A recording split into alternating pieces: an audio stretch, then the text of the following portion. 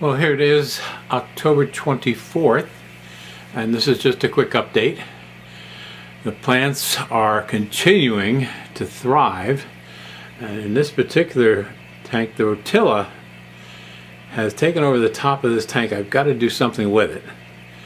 And this has been an amazing plant. I've taken 2 good shoots off it so far and put it in other tanks, but it continues to just take care of the top of this tank and form almost a cloud above it. So I've got to do something to change the lighting situation here.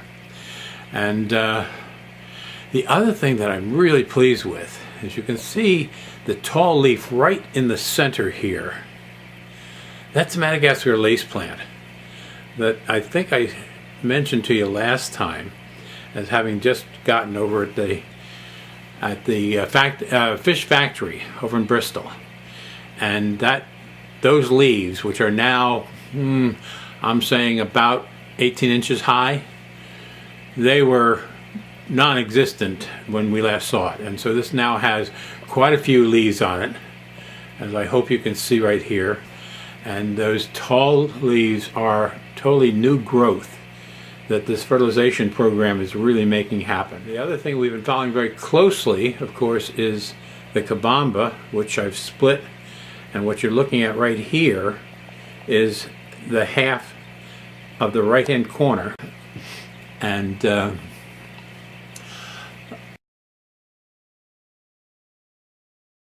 about 20 of those neons are in this tank now. Got a nice bunch of neons for a good price down at the aquarium center in Blackwood just this past weekend. Happened to be down there at an event which was a mile away from the store.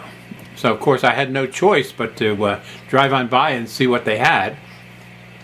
And they had a tank of just 10 nice neons for $1.99 a piece. They were good size. And if you bought 12 of them, which they didn't have, it would be $19.99. And so since they didn't have 2 others, I was able to pick out 2 zebras at the same price, and there's someplace in this tank also, to fill out a dozen at that one price. So again, they accommodate it nicely as opposed to saying, well, we can't do anything for you.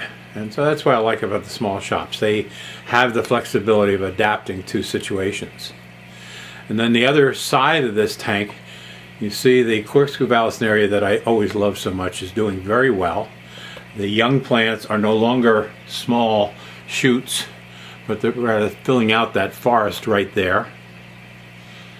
And I've got to do something with the corner plant that's now getting shaded in from the kabamba right above it.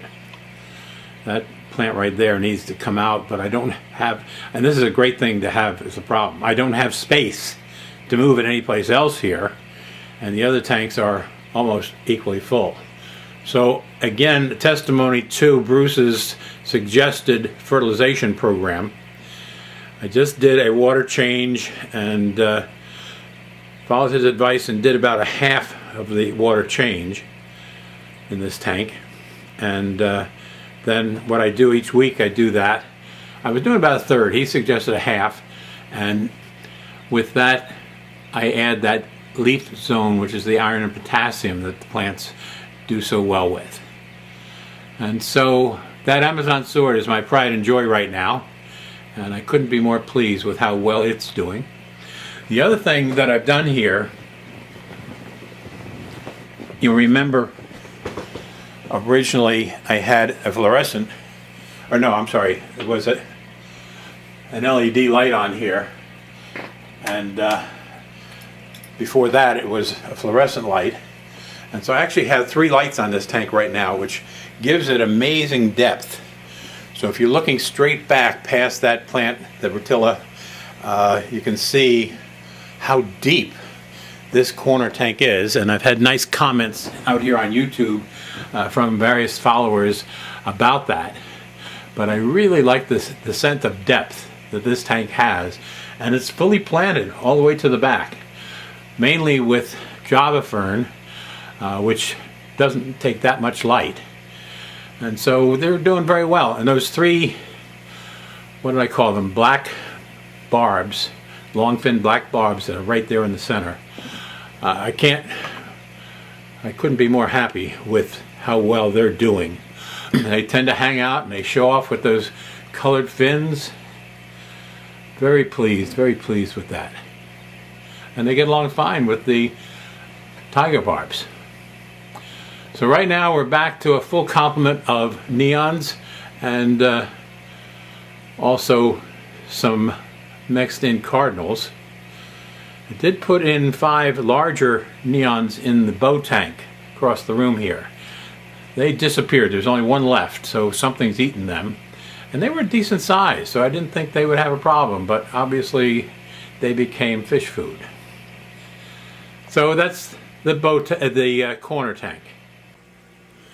In the bow tank, nothing spectacularly new here, just everything's growing so well.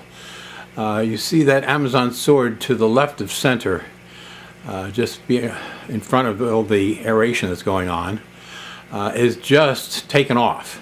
So that fertilization program is really working well, especially with the swords. And there's a number of sword plants in this particular tank. The other thing you'll notice over there to the right is that red Amazon, I think that's what it is, and how well that's doing. But what you don't see hidden behind it is another type of sword that's got a marbled purple coloration to it. It's a green leaf, but like freckles is the best way I could describe it. And of course that right hand corner plant is doing very well. I lost one of those pearl gouramis that always seem to be doing so well, and the one in the center now is showing some signs of distress. So I'm not sure what's going on here. There's nothing rampant going through it, but one of the rainbows in this tank, you recall I had one rainbow that came down from Ray's tank when we took them down, and I went out and found 2 young ones of the same type to give that some company. And you see right in the center there are the 2 young ones, but the older one is looking like it's older. It's aged. So with the exception of the neons that you don't see here now, the 5 that I put in here disappeared. And we've got a good stock of young angels in here, as you can see. And oh, I know what I added, some more catfish in this tank. They had some really nice looking gold green catfish, they call them. And so I got 3 of those and 3 of the I'm not sure what you call them. They've got black bands on them in the office tank, and I got 3 of those. And I just love catfish, and so each of these tanks has upwards of 6 or more catfish, and they're always all over the place. They're very active. The other thing that I just want to focus in on just briefly is that lily plant that I think came from a bulb that Bruce gave me. There it is. And so it's starting to develop nice leaves and it's growing. I'm very pleased with that. It's got some nice space out in the front, so it's getting plenty of light. And I think I may have showed you last time, I did take 2 of the fixtures out of here so that we have more room for planting. And right in front of that aeration, along with that tall fixture, is the other branch of that plant, the Rotilla that I was talking about in the corner tank. And you can see how much that's filled out and still doing very well. And of course it looks great against that particular fixture, which is like a big spiked log or something, and I'm very pleased with that. So the plants I can't imagine them doing any better than they're doing, as you can see here. And there's that Amazon I was telling you has grown so big. When I was down Sunday at the aquarium center, they had a couple plants there that really, I'll have some pictures I'll try and integrate into this to see what you think of them. One is what's called a mother sword, and that means it's a great big plant and it's old enough around to have babies off it. And it was on sale for only $39.95. And I got to tell you something, it was worth every penny of $39.95. It's so big, I couldn't possibly use it here. It's in a pot. He had several of them. It's in a pot, and I would say it's got at least 50 leaves to it and baby plants coming off it. And you need a really big tank. They've got an 8-foot tank there that sits in, and that's what it needs. They also had Ludwigia mother plant. Never heard of such a thing. And so it's the same coloration as what you see here. So take this sprig or two that I'm showing you and imagine a bunch of that looked like it had maybe 15 sprigs of that colored Ludwigia, and they called that a mother Ludwigia plant. Never heard of that before. And they wanted $29 for that. Now if that had been $12, I would have bought it. But 29 bucks, too much. But it was tempting. And so I ended up getting just those neons and the zebras for the $19.95. Plus I got $10 off for having built up rewards from purchases there when Ray and I used to go all the time. I never got any benefit from those. And all of a sudden they said, do you want your $10? I said, sure. And so that, I didn't get any plants. Although they have a great selection of plants. That's the best place for plants I know of. The Aquarium Center down in Blackwood, New Jersey. And they display them very well. They've got a lot of tanks against one wall where they have the plant arranged so you can really see each individual plant. They're in rows, so you have the right types together, the right categories. They always have good variety, and they always have quality looking plants. And so far that's the best place I know of for plants. Now Bruce was up at a discus place that I've got to get up and see, and he claims that they also had a good plant selection. That's up in North Jersey someplace. And so I've told you before, I think, that I'm about an hour south of him, down here in Beverly, New Jersey. He's up in Metuchen, New Jersey, and that discus place is about an hour north of him. So to go up there is rather a serious day's adventure, and I'm planning to go up and visit him just to catch videos of his tanks for you this coming Friday. So stay tuned, and in a couple of days we'll have the results of his fishing trip up to the discus store. And his tanks always look great, so it's something to look forward to.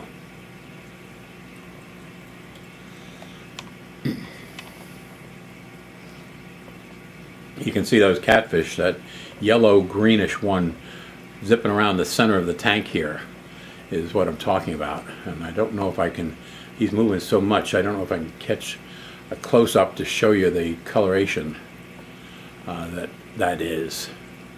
But there's 3 of them. They look very nice, and they're very active.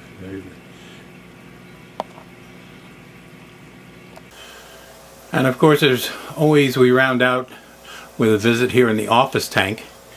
And that Amazon sword is doing amazingly well in the center of this tank. Some water wisteria right down front of that. Just 3 sprigs there, and they're holding their own. And the kabambin here is thriving, and off in the back right hand corner is the sprig of that rotilla that I was talking about before that I moved to these other tanks. I don't know if you can see it or not, but there it is, and it's doing well too. And so I'm tempted to bring out some of the other sprigs of that just to thin it out in the corner tank. So new babies in here, which is always a sign of good health, and the colorful platies and mollies always stay very active in this tank. And there's one of those catfish that I was telling you about. He just disappeared on me. Maybe he'll come out if I just wait and be patient. And so there's, believe it or not, there's actually 6 catfish in this small tank. This is a 30-gallon. The others are in the 50 and 60-gallon range. And I was able to pick up, and I'll try and get a shot of it for you, a banana plant when I was down in Blackwood. I said I didn't get any plants there. I did get one plant. It was a very colorful red-leafed banana plant, and I couldn't resist it. So let's see if I can capture that for you over here.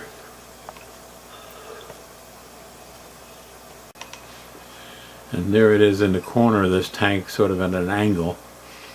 But it looks beautiful, and it's sent up since I put it in there Sunday, and it's now Wednesday, so in 3 days it has shot up a chute that wasn't there before, which is 2/3 of the height of this tank.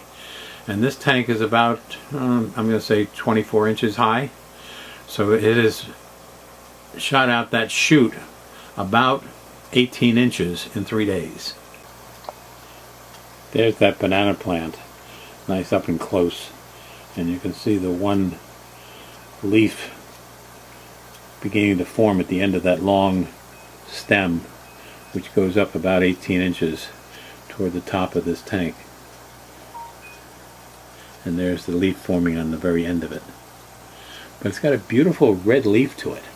Not sure if you're catching the red leaf to the left. You can see it even better, but that's a very different banana plant. And the two banana plants in the corner tank are doing so well that when I saw this different coloration, I couldn't pass it up.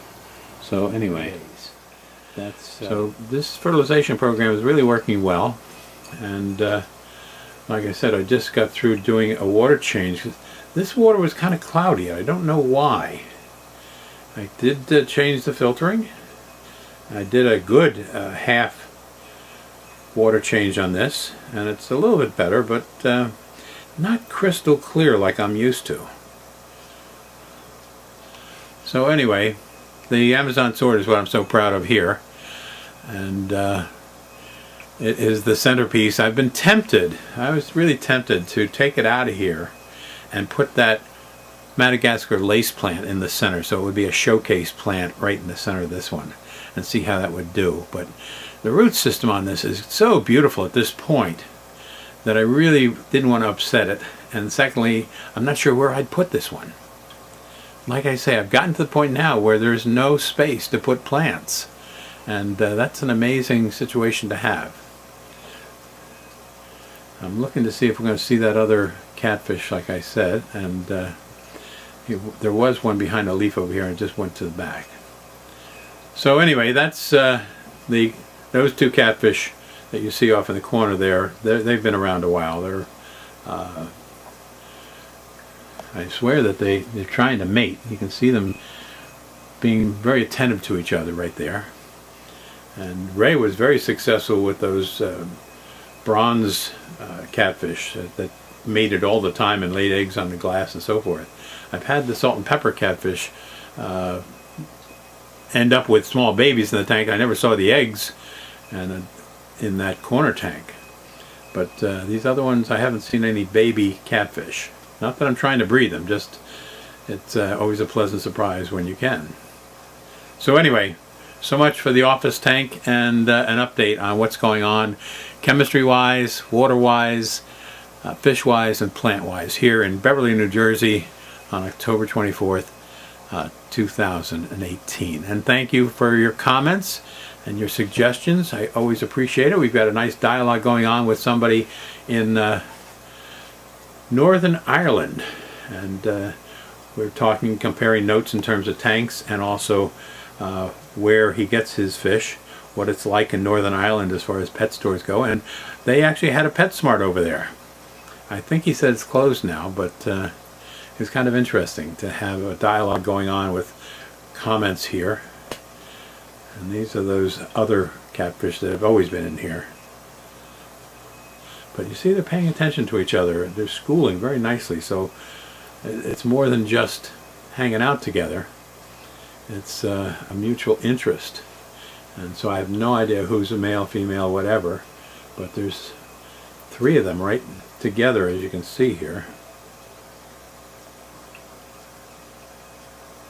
And this tank is tough. It's a hexagonal tank, and the corners get in the way of being able to see the fish very quickly. But I think you get the idea.